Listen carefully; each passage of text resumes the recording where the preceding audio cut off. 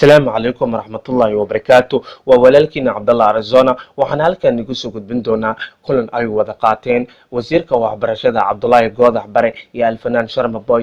Cabdullaahi Goodax Bare ayaa ka hadlay hees saameyn badan yeelatay uu dhawaan soo qaaday Sharma Boy oo ka mid ah dhalinyarada reer Muqdisho. Wasiirka ayaa bartiisa Facebook ku soo daabacay heesta Mireeda oo lagu dhaliilayo micno darada shahaado waxbarashada Soomaaliya, shaqo la'aanta iyo dhalinyarada iyo saameynta qabyaalada. Wuxuuna sheegay inuu dhageystay heesta micno weyn xambaarsan ayna muhiim tahay in laga shaqeysiyo sida dhalinyarada ku heli lahaayeen shaqo abuur jeelka soo baxay ay Soomaaliyeed.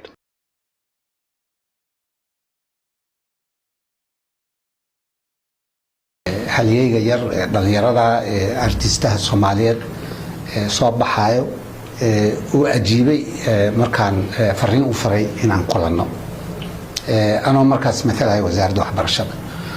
ujeedada aan Sharma u marti qaaday waxay ahayd marka u horeyso inaan horta barto nin dhalinyaro oo artista oo wanaagsan oo hal abuur leh oo saameyn badan ku leh bulshada Soomaaliyeed khaasatan dhalinyarada inuu yahay horta inaan dadka ka barto aan isbarano.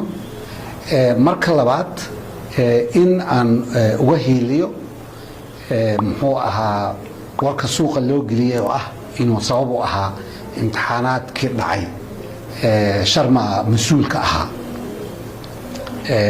taas fikir xun buu ahaa fiican ma ahayn waxayna ahayd mid runtii dhaawici karto qof dhalinyaro oo yani ma taqaanaa sida Sharma Boy oo kale in muxuu ahaa runtii la dhaawaco mustaqbalkiisa oo la yiraahdo imtixaankii la dhacay asaas sabab u ah. dad siyaasiyiin ah waxaa sameeyeen muxuu ahaa marka taasna inaan uga hiiliyo oo aan sheego inuusan waxaas uusan saameyn ku lahayn balse dhinaca kale laga yaabo inuu saameyn ku yeesho muxuu ahaa ardayga inuu niyadiisa wanaagsanaado oo mataqaanaa uu hagaago. taasna qasdiga ugu weyn ahayd. qasdiga kale waxa weeye in asiga laftirkiisa aan ku baraarujino in muxuu ahaa saameyntiisa xooggan wadanka uga faa'iideeyo ubadka dhalinyarada yar uga faa'iideeyo in ay waxbarashada ahmiyad weyn leedahay oo ku baraarujiyo sidoo asigaba uu arday wanaagsan uu soo ahaa mataqaanaa amaba hadda uu yahay in muxuu ahaa uu inta kalena uu saameyn ku yeesho in iskuulaadkii ku mintidaan waxbarashada ku mintidaan intaana inaan muxuu ahaa asigana aan ku baraarujino. ujeedada intaas ahayd.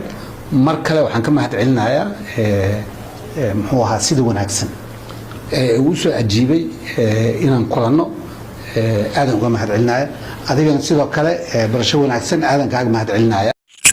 inuu yeero wasiirka waxbarashada maanta taagnahay aniga asxaabteedaba kulli dhammaan faniska Sharma Boy haddii la dhaho asilaftirkiisa fanis uu leeyahay anoo dhan fanis aan leenahay taageero iyo inta waa leeyahay dhammaan waxaan leenahay haddii hala ogaada waxaa waaye ani iyo Goodax Bare dad saaxiiba inaan nahay marka laga soo tago aad waxaa waaye mas'uuliyiin kalena meesha way joogaan kuma dheeraanahay hadalka.